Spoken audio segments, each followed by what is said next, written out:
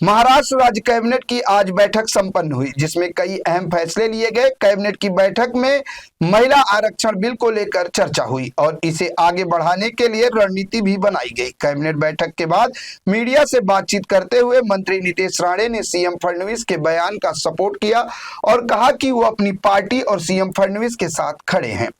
कांग्रेस और इंडी गठबंधन ने महिला आरक्षण को लेकर जो रुख अपनाया है वो उनकी पाकिस्तानी मानसिकता को दर्शाता है। कांग्रेस का इंडी गठबंधन ऐसा पाकिस्तानी आकाओं को खुश करने के लिए कर रहा है। पीएम मोदी को आतंकी कहने के कांग्रेस नेता मल्लिकार्जुन खड़गे के बयान पर पलटवार करते हुए नीतीश राणे ने कहा कि इस देश में अगर कोई आतंकी है तो वो राहुल गांधी है।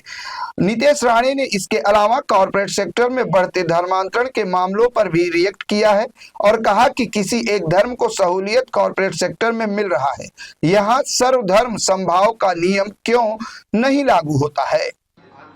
देखिए, महिला आरक्षण के बारे में जो कोई इंडिया अलायंस और कांग्रेस की भूमिका है, जैसे हमारे आदरणीय मुख्यमंत्री जी ने कहा कि महिला रिजर्वेशन के बारे में इनका बुर्खा फट गया है, वो बहुत सही जवाब है। क्योंकि ये जिनके फतवे के निकालने के वजह से इनके जो सांसद चुन के आए हैं, इनको लोकसभा के वक्त फतवा इनके लिए निकला तभी जाके सांसद बन के चुन के आए हैं वोट जिहाद के नाम पे। वो इनके पाकिस्तान में बैठे हुए अब्बा जिनके इस्लामिक देशों में शरिया कानून लागू है, वो इनको कभी हमारे हिंदू राष्ट्र के महिलाओं को कभी भी आरक्षण मिलने देंगे नहीं। क्योंकि ये शरिया कानून मानने वाले लोग हैं, जो इस्लामिक राष्ट्र में शरिया कानून माना जाता है। और वो शरिया कानून का थोड़ा आपने स्टडी किया तो उसमें महिलाओं को क्या दर्जा दिया है, क्या स्टेटस दिया है, उससे मालूम पड़ेगा कि कांग्रेस और इंडिया अलायंस की भूमिका और पाकिस्तान की भूमिका में कुछ फर्क नहीं है। और इसके वजह से इन्होंने जो ली हुई भूमिका है वो पाकिस्तान में बैठे हुए अब्बा को खुश करने के लिए है।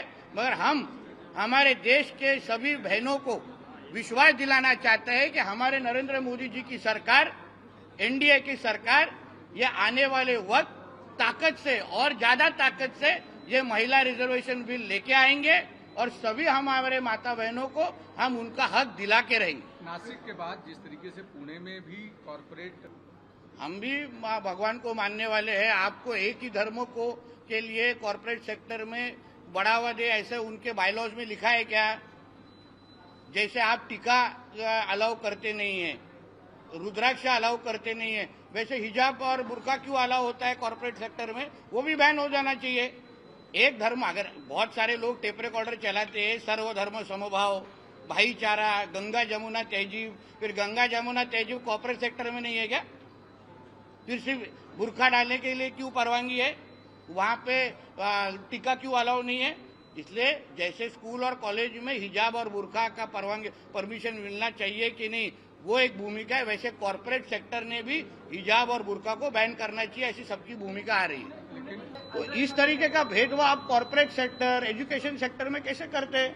सर्वधर्म समभाव है ना, इसलिए तो मैंने बोला ना, एक धर्म को जो नियम है वो सभी धर्मों को लगना चाहिए। अगर हमको माँ आरती और हिंदुओं को सब जगह का अगर परमिशन नहीं, उनको बोला जाए कि मंदिर में करो, घर में करो, तो फिर इनको फिर बाकी मुस्लिम धर्म के लोगों को कैसा परमिशन मिलता है? सर्वधर्म समभाव होना चाहिए, वरना मान जाओ कि बाबा ये हिंदू राष्ट्र है, खत्म। वो शायद राहुल गांधी का नाम लेना होगा, प्रधानमंत्री जी का गलती से नाम निकल गया। तो हमारे देश में एक ही आतंकवादी है, उसका नाम है राहुल गांधी, जो पूरा पाकिस्तान की भाषा बोलता है। अभी लेंस कार्ड को कितने दूसरों को आंखों का इलाज, वो लोग दूसरों को आंखें का इलाज करते हैं। कंपनी चलाने वालों को अगर अपनी खुद की आंख की चिंता नहीं होगी तो इस तरीके के फतवे निकालने चाहिए। फिर उनके भी आंखों के बारे में हमको चिंता करनी पड़ेगी, लेंस कार्ड चलाने वालों की। फिर वो भी कैसा लेंस लगाते हम लोग देखते।